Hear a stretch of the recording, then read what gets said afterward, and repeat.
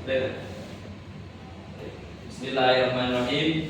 Assalamualaikum warahmatullahi wabarakatuh. Waalaikumsalam warahmatullahi wabarakatuh.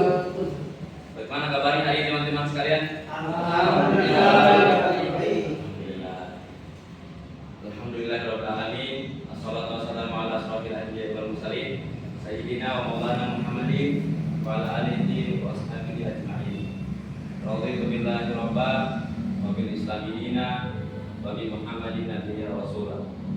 Rabbi shrah li sadri wa yassir li amri wahlul 'uqdatam min lisani yafqahu qawli. Amma ba'd.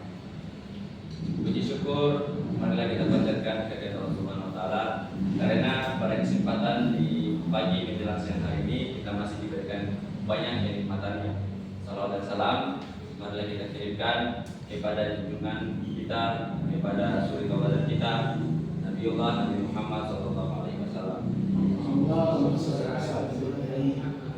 Baik, jadi teman-teman sekalian, pada kesempatan kali ini izinkan saya untuk membawakan satu materi bagian dari materi mata kuliah aliran pemikiran dalam Islam, yaitu pemikiran salafi dan pemikiran modern dalam Islam.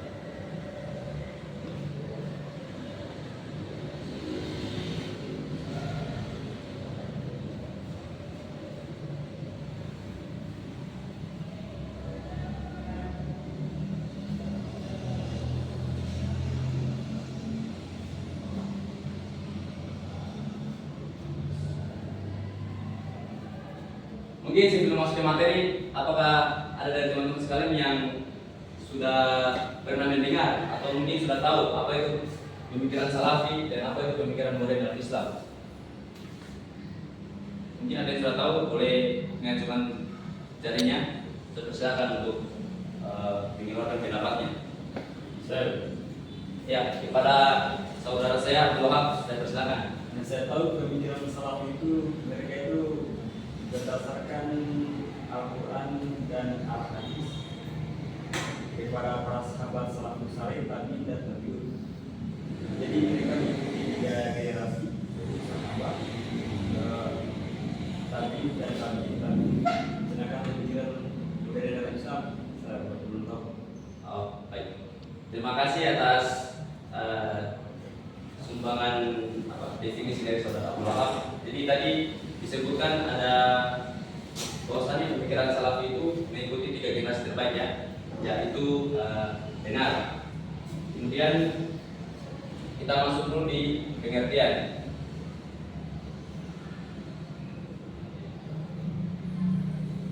Jadi dalam bahasa Arab istilah salaf itu berasal dari akar kata bahasa Arab salafa yaslufu salafan. Salafa yaslufu salafan, yang artinya yang telah lalu. Kemudian Imam Ibnu Munzir mengatakan pendapatnya bahwa salaf itu adalah orang-orang yang telah mendahului Anda. Dalam hal ini salaf merupakan generasi yang hidup di masa Rasulullah, yaitu para sahabat. Kemudian generasi yang beriman dan belajar kepada para sahabat, yaitu tabi'in. Dan generasi yang beriman dan belajar kepada para tabi'in, yaitu tabi'ut tabi'in. Berdasarkan definisi di atas, maka salaf di sini dapat kita bagi menjadi dua pengertian. Yang pertama,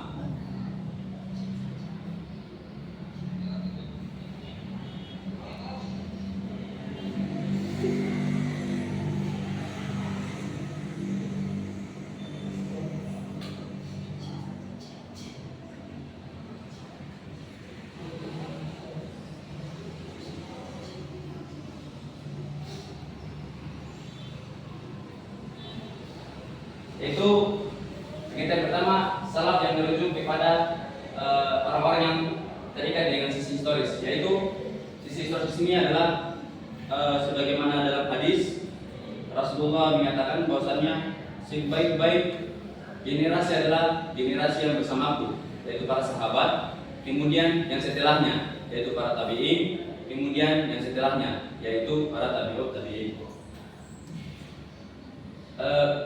Pengertian itu memberi batas waktu karena dari hadis tadi hanya 3 generasi yang disebutkan oleh Rasulullah SAW yang menjadi generasi terbaik. Kemudian pengertian dari definisi tadi juga ada pengertian juga yang merujuk kepada generasi setelahnya, yaitu orang-orang yang beriman dan mengamalkan agama itu menurut pemahaman 3 generasi terbaik tadi. Itulah pengertian dari definisi salaf yang saya uraikan tadi. Kemudian tokoh salafi.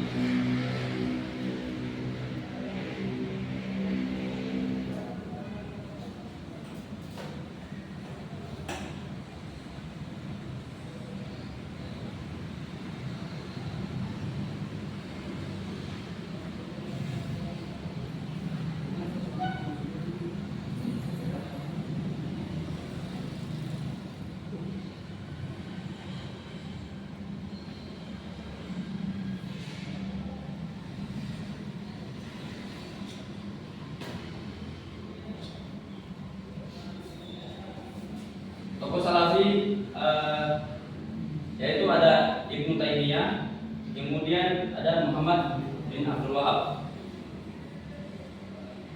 Tokoh awal yang mengikrarkan untuk kembali kepada Al-Quran dan Sunnah itu pertama kali dikemukakan oleh Imam Ahmad bin Hanbal.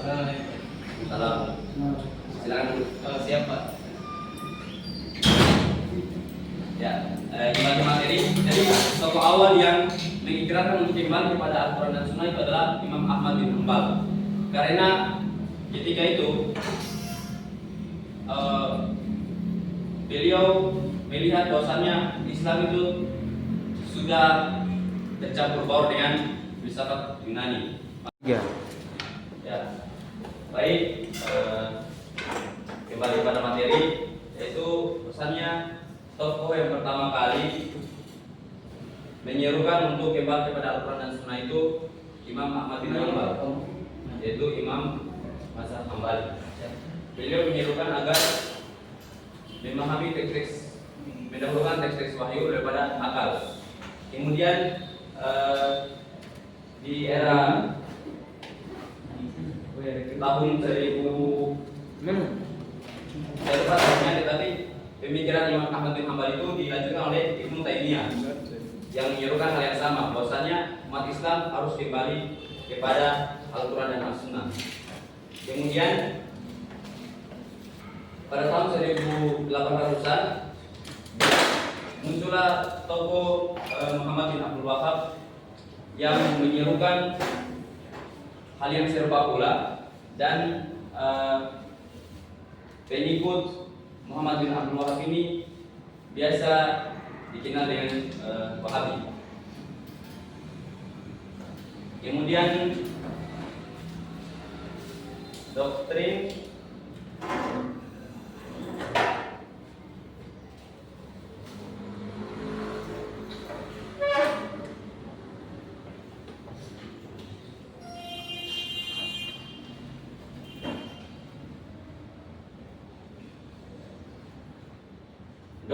pokok pemikiran salaf. Yang pertama, kembali kepada Al-Quran dan Sunnah dan membatasi akal.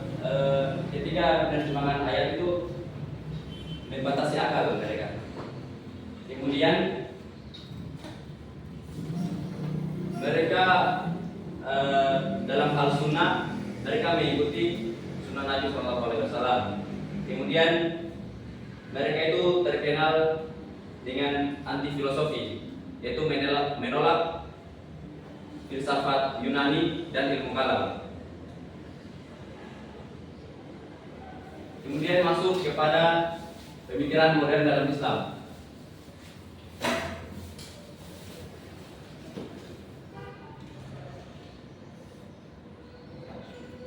seperti judulnya pemikiran modern, maka pemikiran modern yang dimaksud di sini adalah itu muncul pertama kali dan dibawa oleh seseorang dari Mesir yang bernama Rafi Al-Tahtawi. Kemudian dilanjutkan oleh Jamaluddin Al-Afghani. Pada abad ke-19, pemikiran modern ini muncul karena kolonialisme Barat yang membawa nilai-nilai modernitas seperti sekularisme, rasionalisme, dan sains. Untuk menghadapi kolonialisme tersebut, maka para reformis Islam menyerukan untuk membuat sebuah gerakan yang menyesuaikan dengan tantangan di masa itu.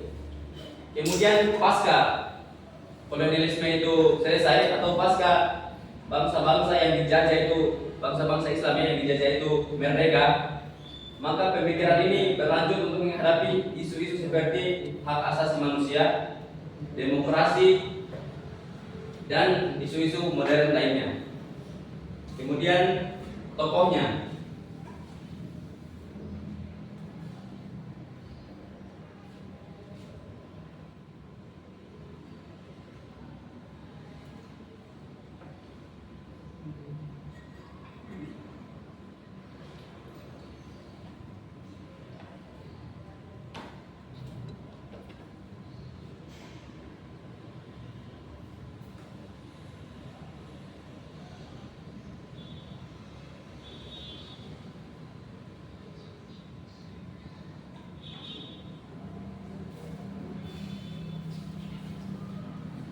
tokoh pemikiran modern dalam Islam yaitu Jamaluddin Al-Afghani. Beliau lebih menekankan istilah pan-Islamisme, yaitu persatuan negara-negara umat Islam untuk menghadapi kolonialisme. Kemudian ada Muhammad Abduh dan Fazlur Rahman.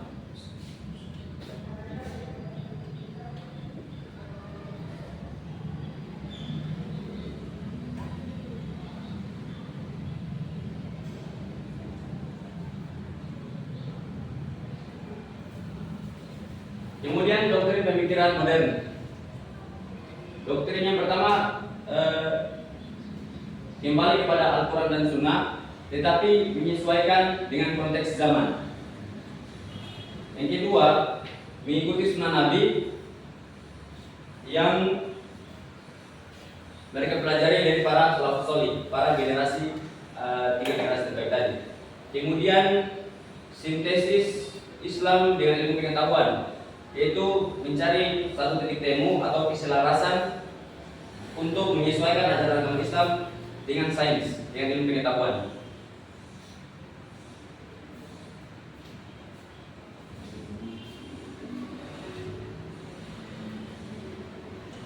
Kemudian kita masuk kepada poin-poin perbandingan antara pemikiran Salafi dan pemikiran modern dalam Islam. Jadi dari penjelasan saya tadi, apakah ada teman-teman yang menangkap suatu perbandingan baik itu persamaan ataupun perbedaan antara pemikiran Salafi dan pemikiran modern? Mungkin saya persilakan untuk menyampaikan argumentasinya.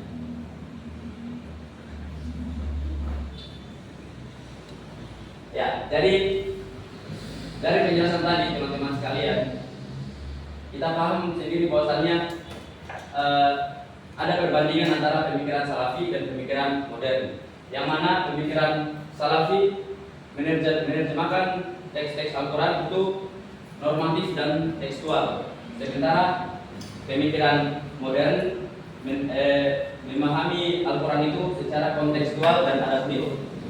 Itu perbedaannya. Persamaannya adalah dua pemikiran ini sama-sama ingin menegakkan dan menjalankan syariat Islam. Kemudian hal yang perlu kita lihat juga bahwasannya pemikiran Salafi mungkin cenderung lebih ke normatif dan kontekstual. Tetapi sisi baiknya adalah pemikiran ini membantu menjaga kemurnian ajaran agama Islam. Itu satu poin.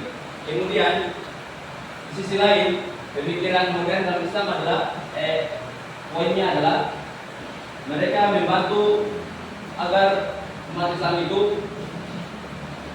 berkembang dan menyesuaikan dengan konteks saat ini.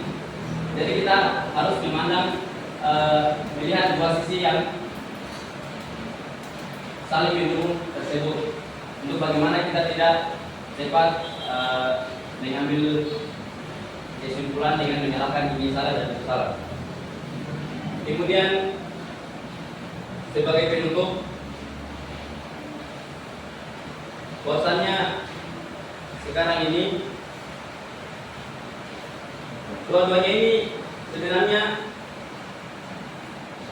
meniru ataupun mengikut para tiga generasi yang terbaik tadi, para salafus saleh tadi. Tetapi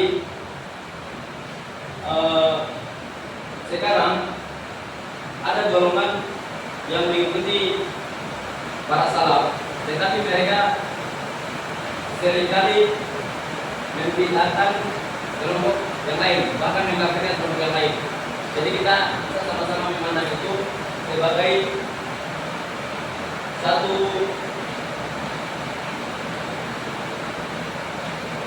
pemahaman untuk kita sendiri dalam mencari aliran mana yang sebenarnya yang perlu kita ikuti dan pahami untuk kondisi kita sekarang ini. Karena satu poin penting yang saya ingin tanyakan kepada teman-teman bahasa ini, apakah kita bisa menggunakan cara-cara masa lalu untuk menghadapi tantangan-tantangan yang ada di masa sekarang ini?